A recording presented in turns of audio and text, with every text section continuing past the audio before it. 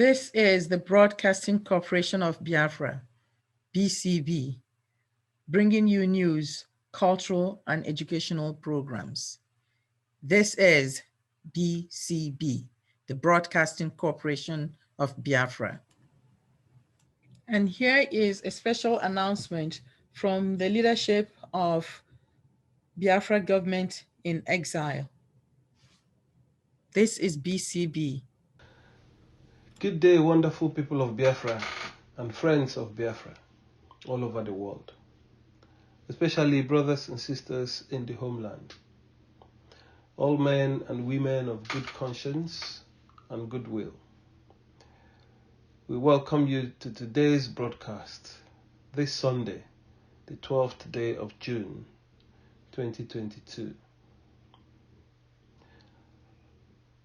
I want to begin by condemning in the strongest terms the barbaric and despicable terrorist attack on St. Francis Catholic Church, Owo, in Ondo State, in the ancient Oduduwa Kingdom, in present-day Nigeria. Our thoughts and prayers are with those who lost their lives, men, women, and little children, and to the Catholic Diocese of Owo and the entire Christian community in that area. Nigeria, as reported by Amnesty International and Inter-Society for Human Rights Organization, is the most dangerous place for Christians in the entire world. And it's getting worse. It's going to get worse. The forests in Yoruba land and all the bushes and forests in Biafra land are occupied by terrorists, Fulani herdsmen, armed with most dangerous weapons, and they continue to equip themselves with large quantities of arms and ammunition, various types of explosives, rocket-propelled grenades, and many others. They are getting ready, and they've been planning this jihad for a very long time. They want to take over our lands in the south, the southwest, and the southeast, and the Delta region. The worst aspect of it is that Buhari, the outgoing president, whether dead or alive, and his cronies, they are radical Fulani Muslims. They are sponsoring these terrorists with Nigerian money. Most of the money coming from the southeast, from oil and gas in the southeast, more than 90%. So they're using the resources from the south. Does that ring a bell? Not only to fund development in the north, but now to fund a jihadist war against the south. They have come to kill the indigenous peoples in the southwest, in the southeast, in the Middle Belt and Niger Delta regions, and they are not going to stop. They want the ancestral lands of the Yoruba people, the Doma people, Igbo people, Ijo, Efik, Bini people, Ogoni people, Isoko, Igala, Chamba in the Middle Belt, TV people. They've already overrun Benue and all the indigenous populations in that region.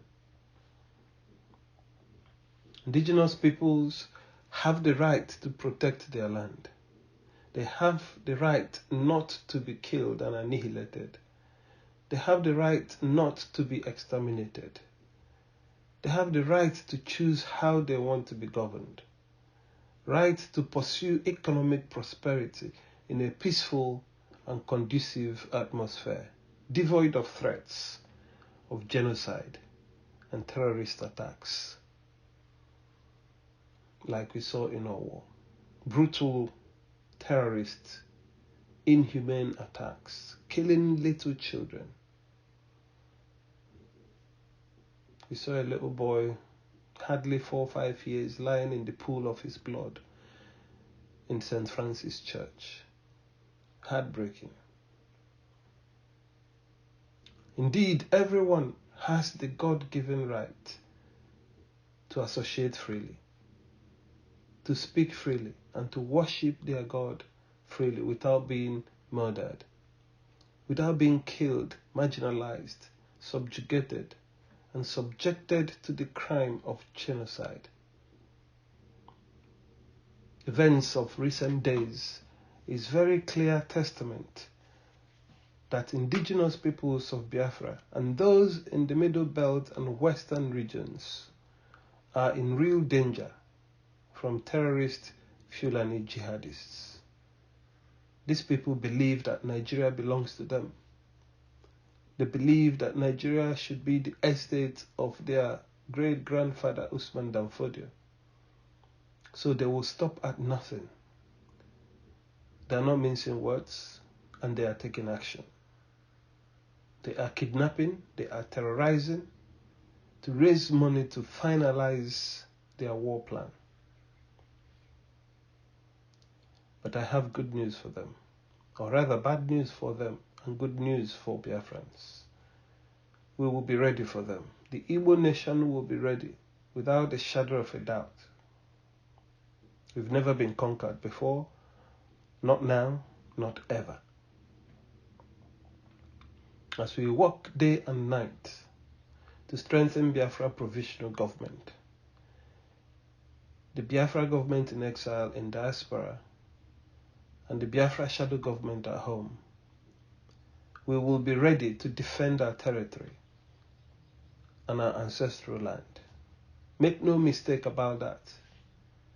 We will be ready, and we back ourselves to do the job. We will be ready to protect our people. Men, women, children, the young and the old. We will be ready to protect them. The kidnapping of our bishops, our priests, our students, our brothers, sisters, mothers, and our fathers by these Fulani terrorists must stop. We will get after them in every forest from Lokbanta to Isochi, Okigwe, Olo, Obinze, wherever you may be, in Isiekenesi, in Ishiweke, in Obo, Mbise, Mbano. Anywhere you are hiding in our bushes, in Itumbuzo, in Abreba, in Ohofia, Bende, in Eda, in faraway Abakaliki, in Enugwezike, anywhere we find you, we will get rid of you. Anywhere you're hiding, in any part of Biafra land, there will be no hiding place for you. Further evidence of marginalization of Ndibo, and indeed the entire Biafra land, was very clear to us, displayed in rather brazen circumstances in the current presidential primaries. In the words of Dr. Bonneonu, an APC candidate from Igbo land, where is the justice? When it comes to the turn of the Southeast, to the turn of the Igbo people to produce a president, the major parties ganged up against the Igbo man. They don't want the Igbo man in power in Nigeria, yet they don't want the Igbo man to go their separate way.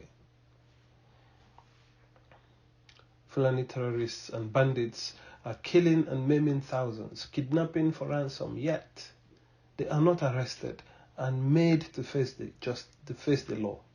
But they hold Nnamdi Kanu and thousands of peaceful Biafra agitators in detention. We hereby call for the immediate release of Nnamdi Kanu from detention and all other Biafra detainees. They must be released. A call for self-determination is not a call for war. We're not asking for war, but we will fight in self-defense. We will defend our land, we will defend our territory. Self-determination is a right recognized under international and regional conventions, the United Nations Charter. The African Union charters recognize these rights. Indigenous nationalities in southeastern Nigeria must be alert now. They must wake up. The emergence of Tinubu as the APC presidential candidate is part of the agenda. It's a Fulanization agenda. From the heart of the Sokoto Caliphate, the Islamic Command Center. We have it on good record that Tinubu is terminally ill. He has lost one kidney and the other will pack up within 12 to 18 months. He has severe Parkinson's syndrome. He cannot hold a paper, he cannot hold a pen, he cannot sign a document, and has already suffered an episode of stroke. A second episode is usually fatal. Sadly, Tinubu hasn't got very long to live. The Northern Cabal are fully aware of Tinubu's grave health conditions. Hence, they voted for him, in the knowledge that his vice president, who will be a Hausa Fulani Muslim, will take over after his demise. Do not say we did not warn. We've warned you.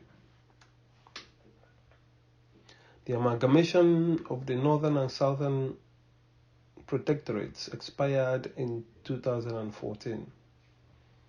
Technically, Nigeria ceased to exist in 2014, going by the colonial agreement. So indigenous nationalities must now rise up, demand for the abrogation of the Constitution of 1999 and the immediate constitution of a national conference, so that the peoples in this space will be free to decide for themselves how they want to be governed, how they want to associate with each other. Let me be clear. For us in Biafra Government in Exile, our job is to ensure that Biafra is restored in a peaceful, diplomatic, and democratic process. If Nigeria decides to constitute that conference, our decision is clear. An independent Biafra will emerge. I want to thank you for joining us today. Stay tuned for the rest of the program. And remember, we come to you from BCB every Sunday at 4 p.m. Biafra time. God bless you, and may God protect our land. This is BCB, Broadcasting Corporation of Biafra, with the news summaries this week. In the news this week, ISWAP responsible for Owo Church attack. National Security Council.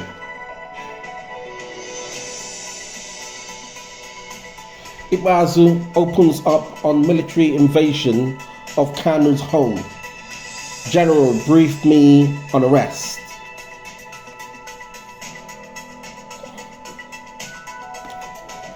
OPC calls on the Southwest governors to convene emergency security summit on the Owo killings. Stay tuned for the details coming shortly.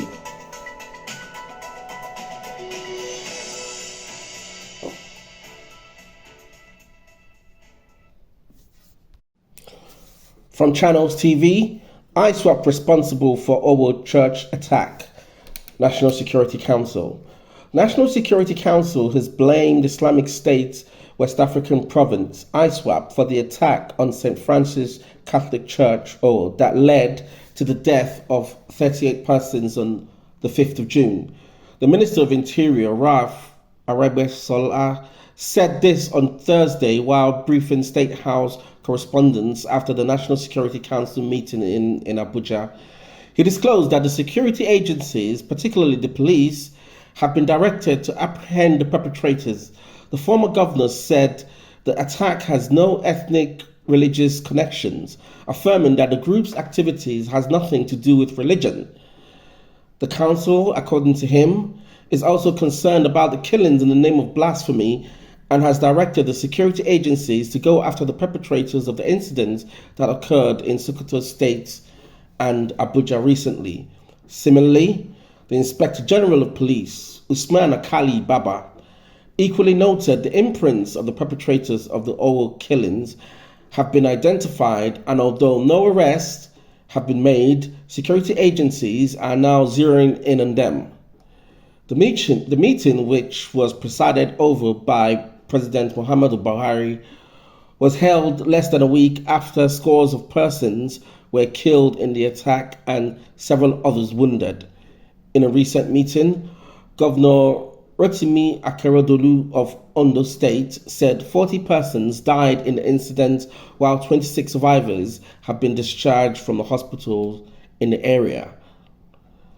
The figure I have now shows that 127 persons were involved, and the number of deaths now is 40. On admission, receiving treatment, we have 61. 26 have been discharged, he said on Wednesday when he hosted Catholic bishops from the Southwest led by the Most Reverend Leke.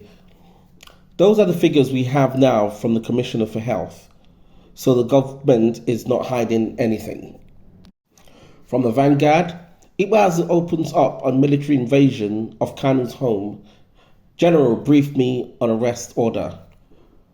Governor Okezie Ikpeazu of Abia State has opened up on September 17, 2017, military invasion of Afaruku Ibeku, country home of the leader of the indigenous people of Biafra, IPOB, Mazi Nnamdi Kanu, denying any pre-information of the raid. According to him, the army commander at that time visited his office to inform him that he had orders to arrest Nnamdi Kanu. I wasn't informed that an invasion was going to happen. I only saw the GOC, who was at Enugu at the time. He showed up in my office and told me that he will arrest Nnamdi Kanu, Ikpeazu stated. I asked him why. He said he had been ordered to arrest him. I told him to give me a few hours and he obliged. I called the traditional rulers and asked them to talk to Nnamdi's father, who was a traditional ruler, to persuade Nnamdi to come and have a word with the GOC. But Nnamdi Kanu refused, saying he was under siege already in his house. I didn't know that the soldiers were already everywhere. The governor, who featured in an interview tagged Nigeria Now with Dixon in Abuja, noted that the agitation for self-determination being championed by Kanu was as a result of glaring injustice perpetrated against the Southeast by the federal government. His words, "What is happening in the Southeast now is as a result of total disregard for the interests of the Southeast people by the government at the center. What has happened in the Southeast is a combination of all manner of things. One is a total disregard of the interests of the Southeast by the center, flagrant and provocative comments from both the government and other elements." From Champions News Online, Owo killings. OPC calls on Southwest governors to convene emergency security summit. The Yoruba Social Cultural Organization, the Oduwa People's Congress, has given the Southwest governors a week to summon a stakeholder summit on security in the region following Sunday's heartless killing of over 40 worshippers at the St. Francis Xavier Catholic Church, Owo, Ondo State. Making the call on Thursday, OPC President Otumba Wasiu Afolabi described the Owo killings as a horrible, sacrilegious and provocative action which showed the porous state of security in the Southwest that must be urgently addressed.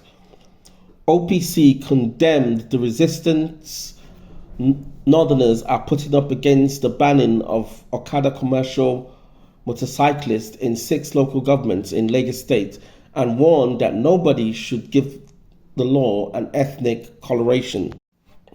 On the Okada matter, Afolabi said, "We fully support the enforcement of the rules issued by Governor Babajide Sanwo-Olu on Okada operations. Hausa people should acknowledge that the ban affects not only them but other operators as well. A majority of those affected are the indigenous Yoruba people. Moreover, similar laws have been enacted in places like Kanu, Abuja, and the heavens did not fall.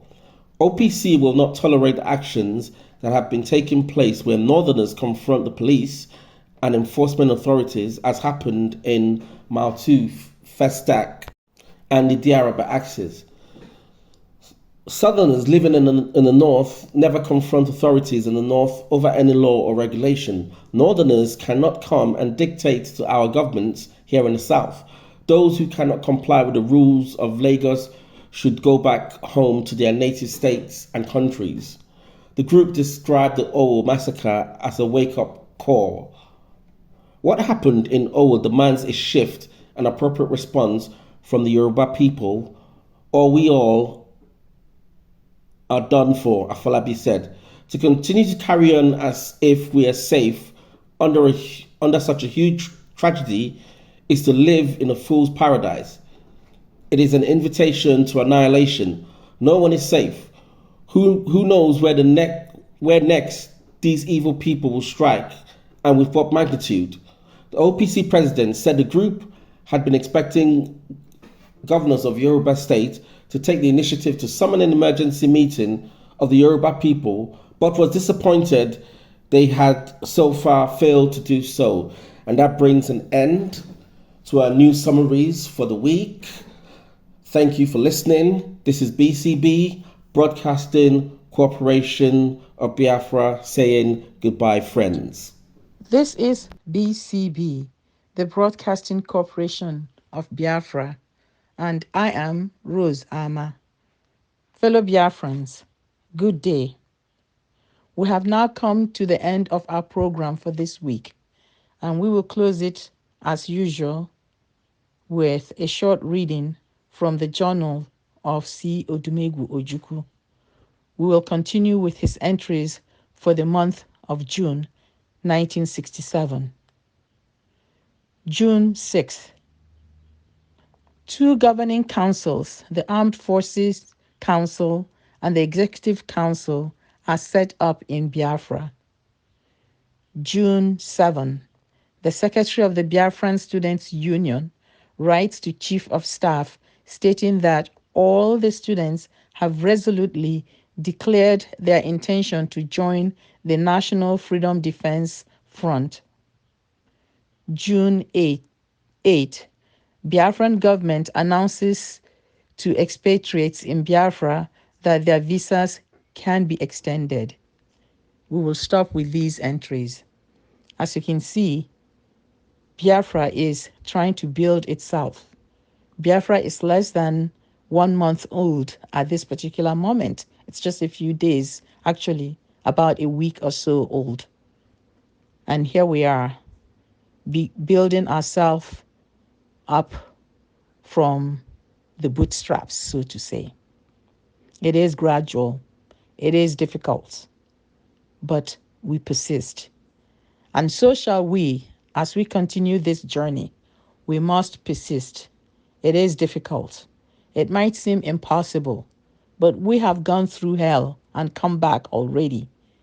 And we will continue to push until we secure freedom for our people, until our homeland is free of the occupation of Hausa Fulani herdsmen or the Hausa Fulani hegemony or those who represent that particular hegemony.